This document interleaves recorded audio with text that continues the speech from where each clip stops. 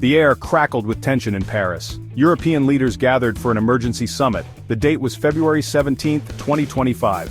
At stake was the future of Ukraine and perhaps even Europe itself. The reason? A surprise announcement from President Donald Trump. Trump, no stranger to controversy, had thrown a diplomatic grenade. He announced peace talks with Russia to end the grueling war in Ukraine. The catch? Europe was initially excluded. The news sent shockwaves across the continent. Leaders scrambled to respond. This summit was their first chance to present a united front. British Prime Minister Keir Starmer called the meeting a defining moment. He emphasized the gravity of the situation. National security was on the line. French President Emmanuel Macron took a more diplomatic approach. He had spoken with Saudi Crown Prince Mohammed bin Salman, a key mediator in the proposed talks. Macron stressed the importance of Europe's role in any peace process. The seeds of this diplomatic crisis were sown days earlier. Trump, in a move that stunned the world, had a phone call with Russian President Vladimir Putin. The content of their conversation remains shrouded in secrecy. What we do know is this. Immediately following the call, Trump announced the peace talks. And he did so without consulting any European leaders. This unilateral action raised serious concerns. Was Trump trying to sideline Europe? Did he have a hidden agenda? Adding fuel to the fire was the choice of mediator Saudi Arabia. The Saudis, with their own geopolitical interests, were seen by some as too close to Russia. The optics were terrible. Europe, a key stakeholder in the Ukraine conflict, felt betrayed. They had been fighting alongside the US to support Ukraine. Now they were being shut out of the very negotiations that could end the bloodshed.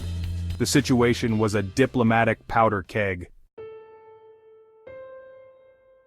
In Kyiv, Ukrainian President Volodymyr Zelensky watched the drama unfold with a mixture of anger and apprehension. His country was the battleground, yet he had been kept in the dark. Zelensky was adamant. He would not accept any deal made over his head. Ukraine had to be at the negotiating table.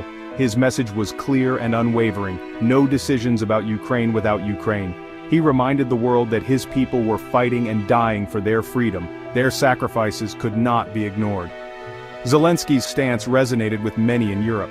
They too believed that Ukraine had earned the right to have a say in its own destiny. The US could not simply dictate terms. The situation highlighted the delicate balance of power at play. Amidst the anger and uncertainty, a glimmer of hope emerged. U.S. Secretary of State Marco Rubio, while defending the administration's actions, offered a concession. He described the talks with Russia as preliminary. The goal, he claimed, was to gauge Russia's sincerity. If the talks progressed positively, then both Ukraine and Europe would be invited to participate in the next phase of negotiations. It was a small olive branch, but it offered a potential path forward. Whether this fragile hope would blossom into a lasting peace remained to be seen. The world held its breath, waiting to see if diplomacy could triumph over conflict. The stakes were incredibly high. The future of Ukraine, the stability of Europe, and the credibility of the United States all hung in the balance. Thanks for watching. Paul reporting for TBBar TV.